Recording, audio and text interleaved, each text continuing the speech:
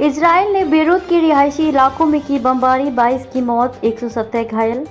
Israel ने गुरुवार की रात लेबनान की राजधानी बेरूत के डाउनटाउन शहर में कई हवाई हमले किए। इस हमले में 22 लोगों की मौत हो गई और 117 लोग घायल हो गए।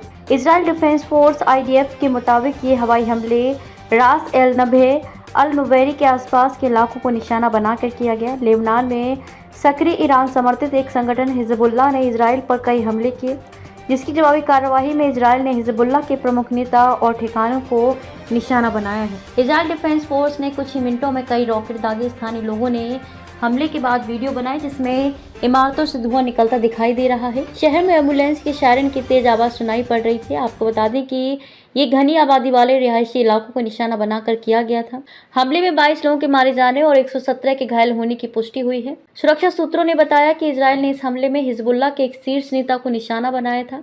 इजराइल द्वारा कई बार असफल प्रयासों के बाद ये हमला काफी हद तक सफल माना जा रहा है। इजराइल ने शांति सैनिकों को भी बनाया निशाना। इजराइल के इस हमले को ये चपेट में न केवल लेबनान के स्थानीय लोग आए हैं, बल्कि संयुक्त राष्ट्र के शांति सैनिक भी घायल हुए हैं।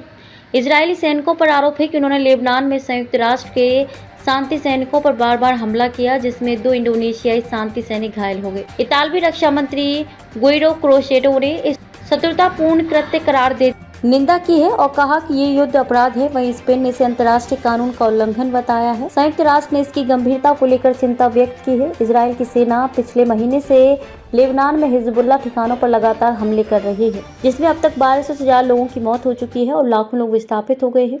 ये संघर्ष तब और बढ़ गया जब हिजबुल्लाह ने सीमा पार से इजराइल के अंदर हमला किया, जिससे इजरायली प्रधानमंत्री बेंजामिन नेतन्याहू ने संघर्ष खत्म होने तक लड़ाई जारी रखने का संकल्प लिया है। इजरायल ने लेबनानी नागरिकों को दी चेतावनी। गुरुवार को हवाई हमले से पहले इजरायली सेना ने दक्षिण में लेबनानी नागरिकों को घर वापस न लौटने की चेतावनी देते हुए किसी और स्थान पर जाने के लिए कहा था। लेबनान के कार्यवाहक प्रधानमंत्री नजीब मिकाती ने कहा कि युद्ध विराम के उद्देश्य से अमेरिका और फ्रांस के बीच संपर्क चल रहा है।